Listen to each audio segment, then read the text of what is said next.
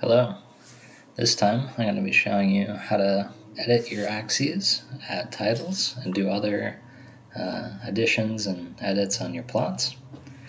So to start with, we have the same example as the previous video, the graph of x squared from -5 to 5. Go ahead and plot that. But then what's new is we're going to tell it to hold this graph by saying hold on. And then what this does is it holds the figure. And then we could plot. What I do next is plot y versus x instead.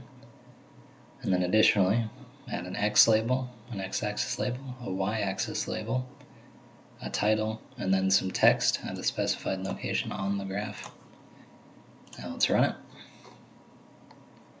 Got the title and the axes labels, and the text at the point specified. So let's go ahead and run through it again.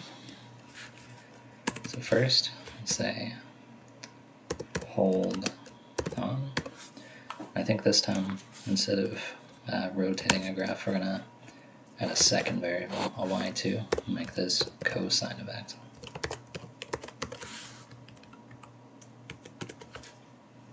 Say plot x and y2. So now we'll have a cosine plot on the same graph. And for our x label, we'll just call it x. That's simple enough. Y label as y. For our title, we'll say sine and cosine of x, comma degrees. And the last thing we'll say text. We'll go ahead and do this at x of 360. Oops. 360, y of 0.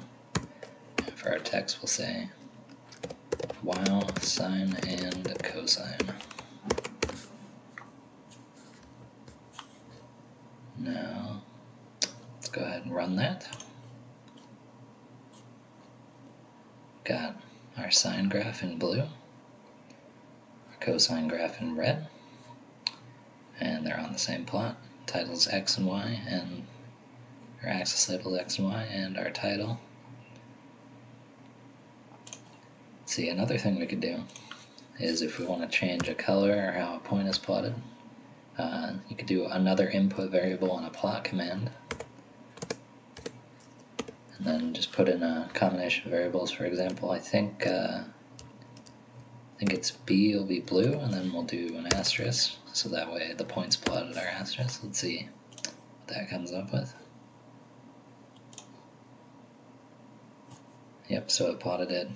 It's kind of hard to see because the resolution's really fine, but let's see, we could go ahead and zoom in here. Yep, you can see there, asterisk. So there's a whole bunch of other colors and plotting types you could do.